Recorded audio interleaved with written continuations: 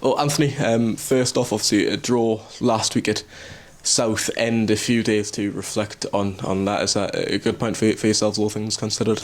Yeah, I think so. It's before the game, I think when you go in there against a team that we felt was below their position in the table, four good strikers there. Do you know what I mean? They played two, brought two on. I thought we dealt with them really well to get a clean sheet. The point there we were pleased with. However, I think if you look at the balance of play, we probably had the better chances in the game. And there were a few of the players, and ourselves as staff included, disappointed not to go one further. I mean, they had a good chance in the second half where they scored one, it come off the post, off the inside of the post. But I felt that we had the better chances in the game. So you can look at it two ways, really. We're disappointed not to get all 3 points. Happy to get that clean sheet away and to get a draw against, I think, a team that'll be much higher in the table than where they are. But I think that only matters if you back it up on the weekend like this, or you get those wins in and around the draw. So, yeah, all in all, we'd say a point gained, but slight bit of disappointment that we didn't get all 3 points. And certainly, hard work is paying off from that York game. It's, we've kept a lot of clean sheets, whether that be at home or away now to Southend as well. So how, important is that, defensive structure and stability in the side? Yeah, I think organisation's been good. I think structure has been good. But I think we have to mention it's the whole team, not just the defenders. I mean, I thought the defenders did very well on the weekend. I thought Luke Waterfall and Parks did excellent against their front two, like we said, who were a real threat for them. All four of them, the two started and the two come on. But then you look at the cover and the stability of Ferguson and Sharon were good. I thought the two midfielders in front, Feathers and Hunter, excellent as well, helped that structure. But then the front three worked really hard, along with Adam Campbell as a 10-2. So I think it's a whole team effort. Everyone defends from set plays. We all attack together, we all defend together, and I think that's worth a mention as well, that those clean sheets come down from everyone, not just the defenders who are doing well. We want to gain on those and improve on the other areas as well. We want to create more, score more, of course, as well, and try and turn those draws into wins. But I think having that platform definitely helps with the clean sheets, as you said. And Luke Waterfall paid tribute to Nikki Featherstone after the game, and just a word from yourself, obviously, not only as a player but as a coach as well. Making 600 career appearances is a fantastic milestone. Well, yeah, first of all, I'd say on that is Feathers has been excellent for me personally and the staff in terms of he's been here for a long time. He knows the club inside out. He knows what it takes to win here. He adds great value from a playing point of view and from the player's perspective in terms of his coaching with us staff, and helps us a lot and been very good to me personally. So we love having him involved in, although he's still playing at the moment and being very good. I thought arguably he was our best player on Saturday. To then have that experience of playing that many games, you're clearly a top player in the Football League and in this league. So, yeah, we're very pleased to have him. It's working really well with him at the moment and gaining his experience and knowledge both on and off the pitch here. But yeah, massive credit to him with making that amount of appearances, and you can still see the way he landed on things in midfield, the way he played, his ball playing skills, the way he passes forward, the way he breaks up play. I think real good technical player and one of the best I've seen in midfield and worked with so far. So yeah, we're really grateful to have him, and he's still got a lot more to do, I'm sure.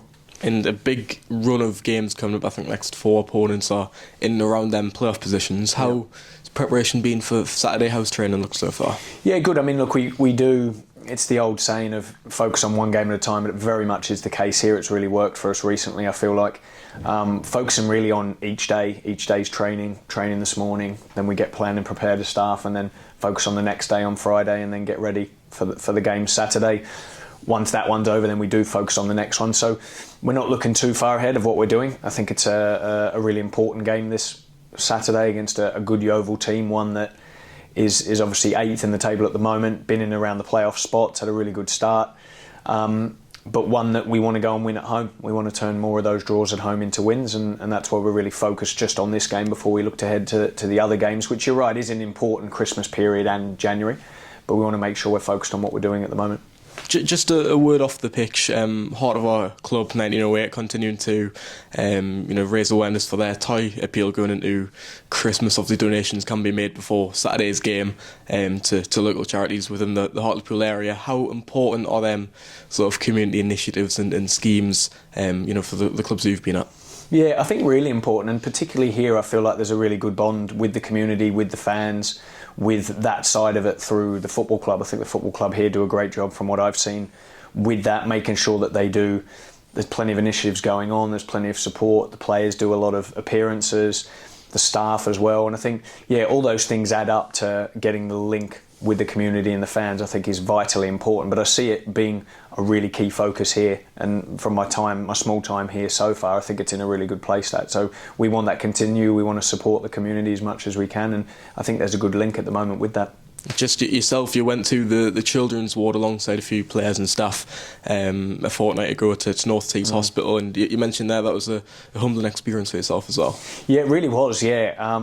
I think it always is anyway, but myself, who's got a young, small child, you forget how lucky you are. I'm sure a lot of people out there have got children, and not to be in hospital over Christmas, we should be really grateful for. And it was really tough to go, and obviously tougher for the people who are in the hospital as well. But to see the kids in there with the parents and what they must be going through at this time was difficult, but we wanted to support that as much as we could.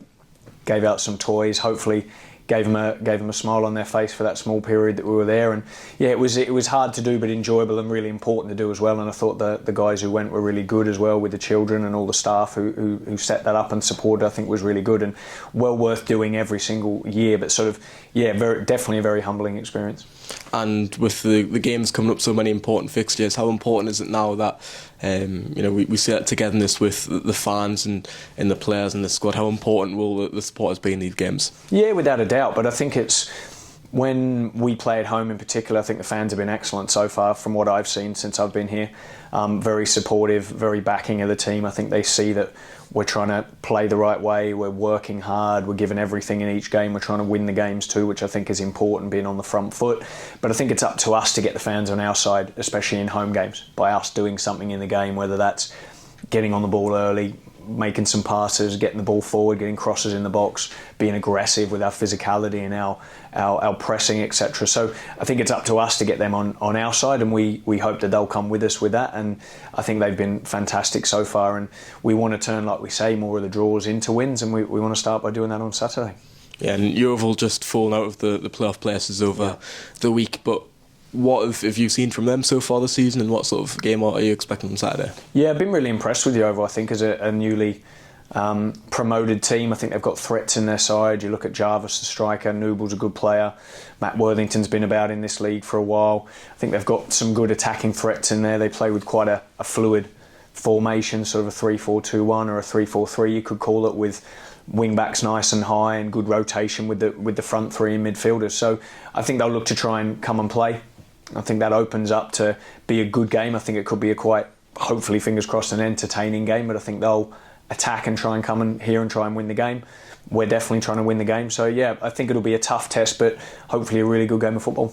Yeah, and just a squad update as well. How's everyone looking? I know Billy Sass-Davies went through an injection last week, so therefore missed the game at Southend. So how's everyone looking on that front? Yeah, Billy's good. It's settled down. He'll train over the next few days and hopefully put himself in contention for the weekend. We're not sure how that's going to react to that, but he got that done early in the week, so hopefully, fingers crossed, he'll be okay for the weekend. A couple of sickness bugs going around the group, but hopefully one or two will be back training the next few days and should have hopefully then a mostly fully fit squad for the weekend.